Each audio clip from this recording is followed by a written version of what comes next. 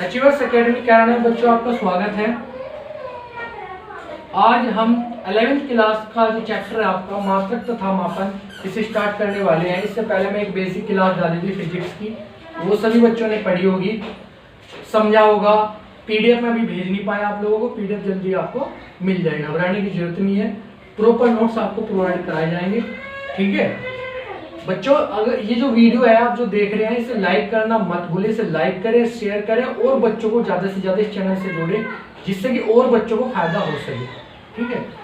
ये जो आपको मैं चैप्टर कराने वाला हूँ, ये चैप्टर बहुत ज्यादा इंपॉर्टेंट है।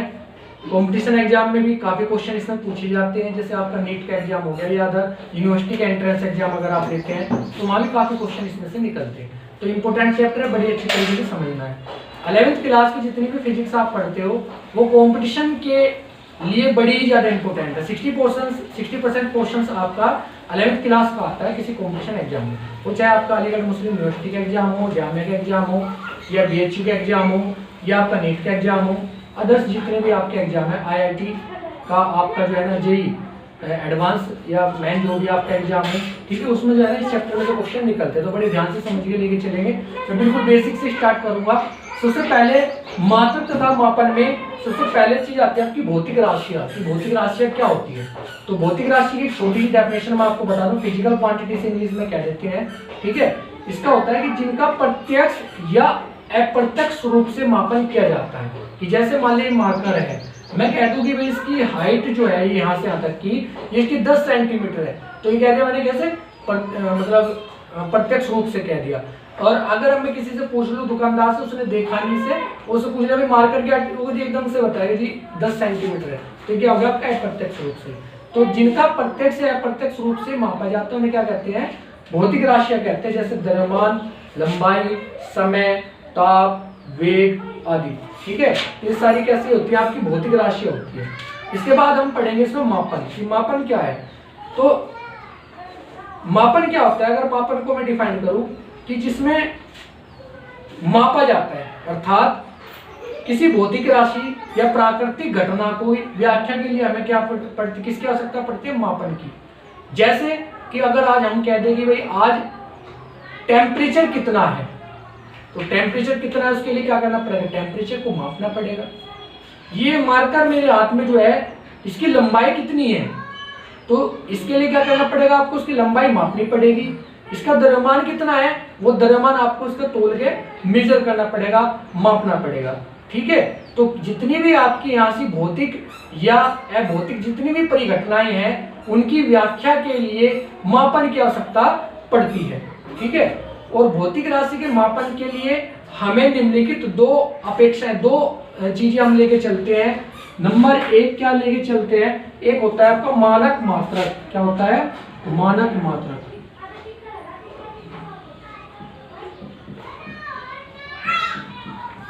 ठीक है बच्चों, तो मानक मात्रक क्या होता है कि किसी भौतिक राशि के एक निश्चित परिमाण को उस भौतिक राशि का मानक मात्रक कहते हैं, अर्थात स्टैंडर्ड यूनिट कहते हैं। तो किसी भी जो भौतिक राशि आप जिसे माप रहे हैं उसके परिमाण को उस भौतिक राशि का मानक मात्रक कहते हैं। जैसे समय का मानक मात्रक क्या है? सेकंड है। जैसे द्रव्यमान का मानक मात्रक क्या है? किलोग्राम है। उसके स्टैंडर्ड यूनिट क्या है? आपकी किलोग्राम है। तो जिसे भी आप माप रहे हैं, इसकी लंबाई माप रहे हैं, सेंटीमीटर में माप रहे हैं। बात समझ में आ गई? तो इसे क्या कहते हैं? हम मानक मात्रक कहते हैं। दूसरा होता है आपका आंकिक मान। दूसरा क्या होता है आपका? आंकिक मान। आंकिक मान क्या होता है आपका? मैं एक लाइन में भी इसे बाद में समझा दूंगा आपको कि आंकिक मान ये दिखाता है कि उसका परिमाण कितना है, उसका परिमाण कितना है, वो उसका आंकिक मान कहलाता है, ठीक है। जैसे मैं अब आपको दोनों को समझा दूं कि मानक मात्रक क्या है। 25 किलोग्राम। तो 25 किलोग्राम का मीनिंग ये है कि जो 25 है वो आपका क्या है? आंकिक मान है, और जो किलोग्राम है वो उसका मानक मात्रक है, ठीक है। तो अगर मानक मात्रक कहेंगे तो स्टैंडर्ड यूनिट आपको बता दिया गया कि जो उसकी परिमाण की मात्रा को दिखाता है, और जो आंकिक मान है वो केवल उसके परिमाण को दिखाता है। बात समझ में आ गई? तो एक निश्चित परिमाण को का जो भौतिक राशि होती है उसका एक निश्चित परिमाण क्या कहलाता है? उसका मानक मात्रक। और उसका जो आंकिक मान होता है जो उसके मानक मात्रक से जुड़ा होता है उसे आंकिक मान कहते हैं। ठीक है, तो अगर मैं आंकिक मान का फॉर्मूला आपके सामने लिखूं तो आंकिक मान इससे कुछ और क्लियर हो जाएगा आपका कि आंकिक मान, अगर मुझे आंकिक मान निकालना हो, ठीक है, ये आंकिक मान कितना होगा कि मापी जाने वाली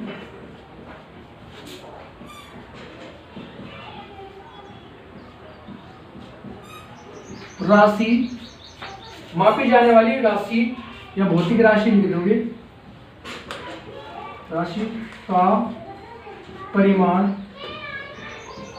भौतिक राशि का परिमाण, और वो कितना ले लिया Q, ठीक है, और बटे में क्या हो जाएगा आपका मानक मात्रक का परिमाण, क्या हो जाएगा मानक मात्रक का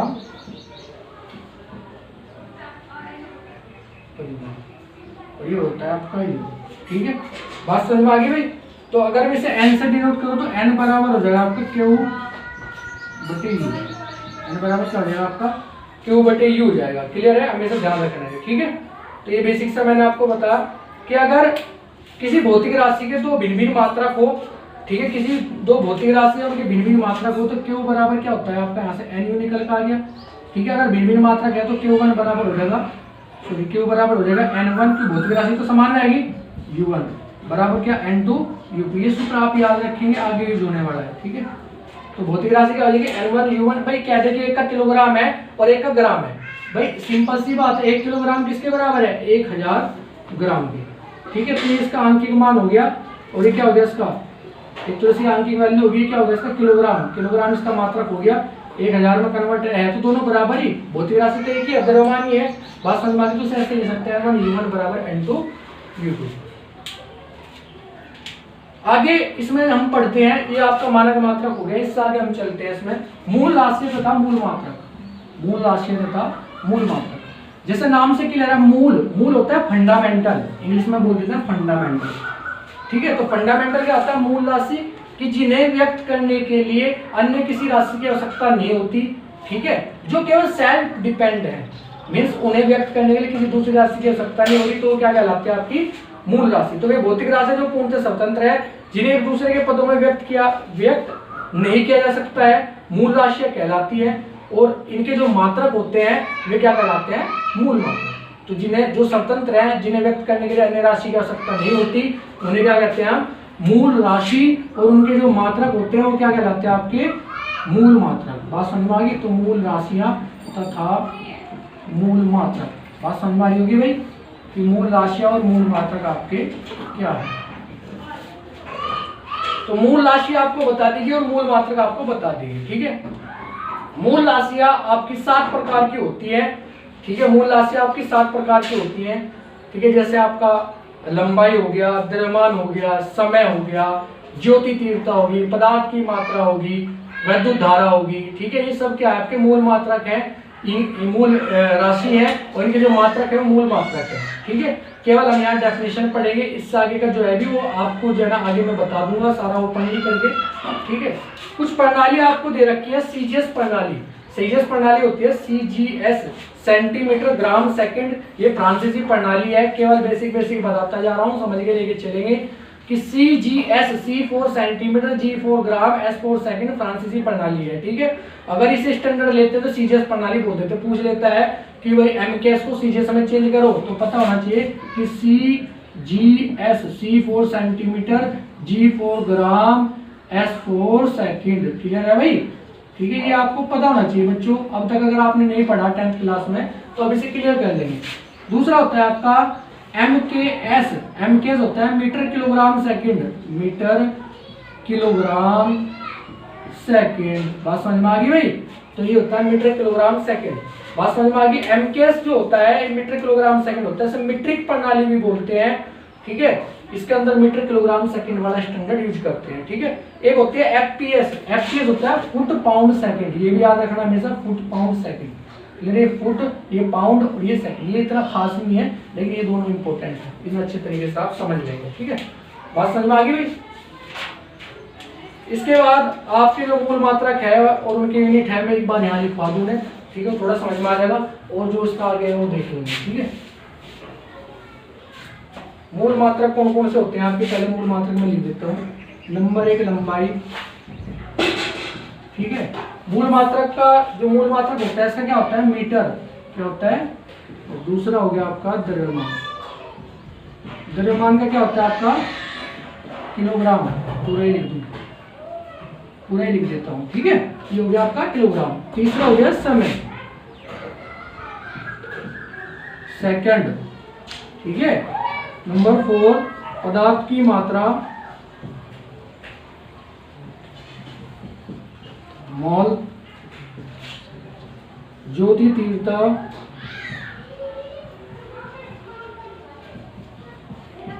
कैंडेला, ज्योति तीव्रता क्या होता है आपका कैंडिला, कैंडिला, ठीक है भाई।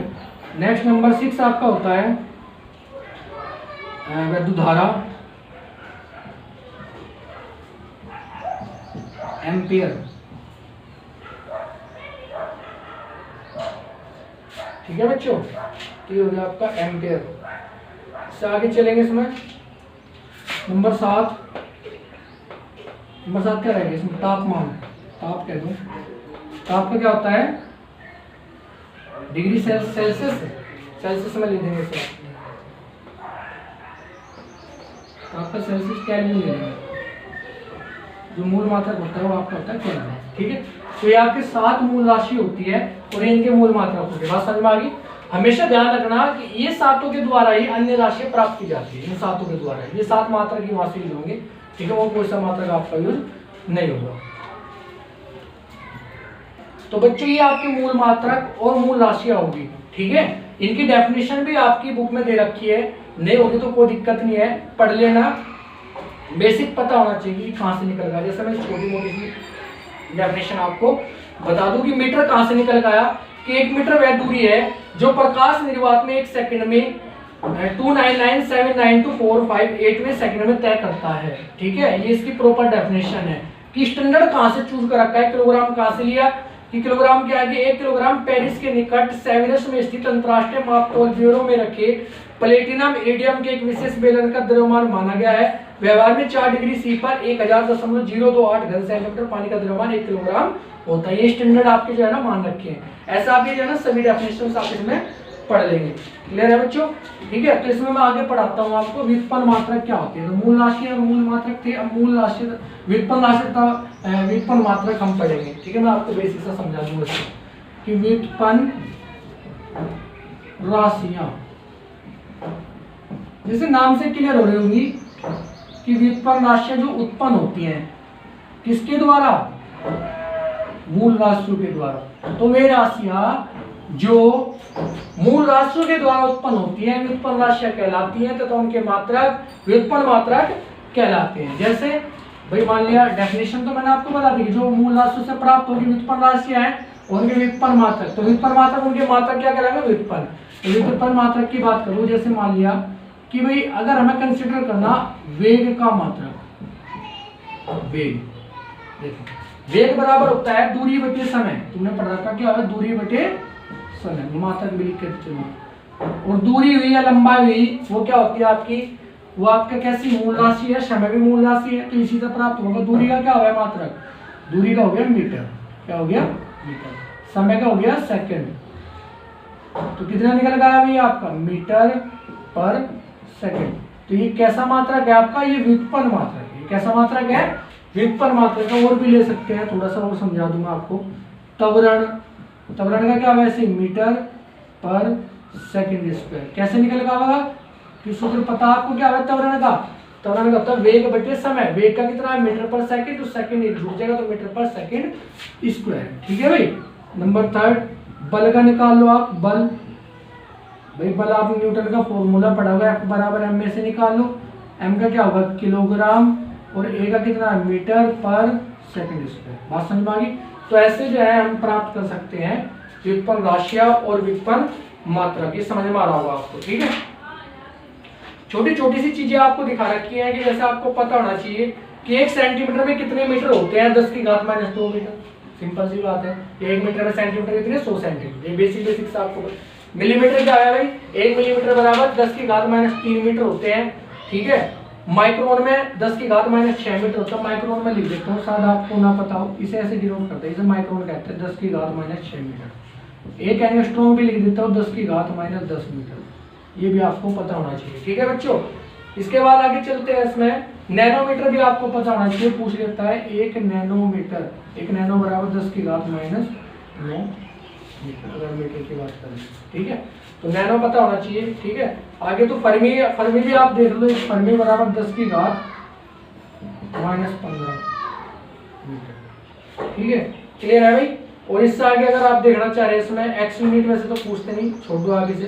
ठीक है, लंबाई के मात्रक, खगोलीय मात्रक की खगोलीय मात्रक क्या होता है कि सूर्य से पृथ्वी के मध्य की दूरी को खगोलीय मात्रक कहते हैं। हमेशा ध्यान रखना, सूर्य से पृथ्वी की दूरी को क्या कहेंगे, खगोलीय मात्रक।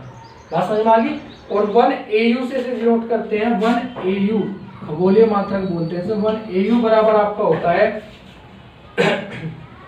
1 AU बराबर आपका होता है 1.4960 इंटू 10 की पावर 11 मीटर, 11 मीटर।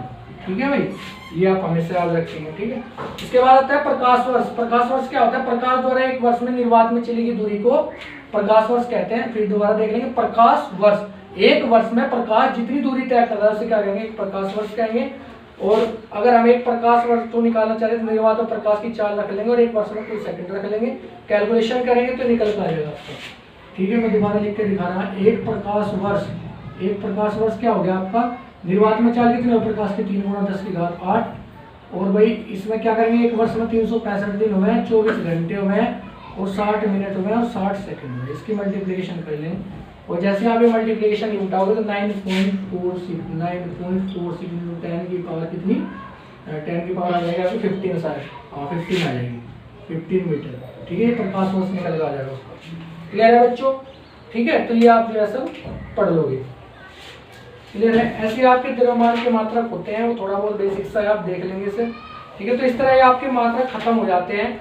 और आगे आपका आता है लंबाई का मापन, कि लंबाई का मापन हम कैसे करते हैं। तो ये लंबाई का मापन मेरा नेक्स्ट वीडियो में होगा।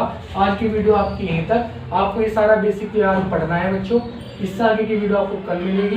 मैं बार बार कह रहा हूँ, वीडियो को लाइक करें, शेयर करें, सब्सक्राइब करें, ज़्यादा से ज़्यादा बच्चे इस चैनल से जुड़े। जिन बच्चों के 10th के एग्जाम हो चुके हैं, बोर्ड एग्जाम के, ठीक है, जिन्हें श्योर है कि पास होंगे या अच्छे नंबरों से पास होंगे, ये खैर हमारी जो है ना, हमारा आप पे जो है ना, बिल्कुल हम आपको इसके लिए बिल्कुल आश्वस्त करते हैं कि आप लोग पास होंगे, ऐसी बात नहीं, अच्छे बच्चे हैं सभी। ठीक है, तो आप जो है ना ये वीडियो लाइक करें, शेयर करें, सब्सक्राइब करें चैनल को और बच्चों को जोड़े। और ऐसे ही जितना आपको कार्य कराया जा रहा है वो डेली आप पढ़ते रहिए साथ के साथ, तभी से कुछ फायदा होगा। ठीक है, फ्री मत बैठें।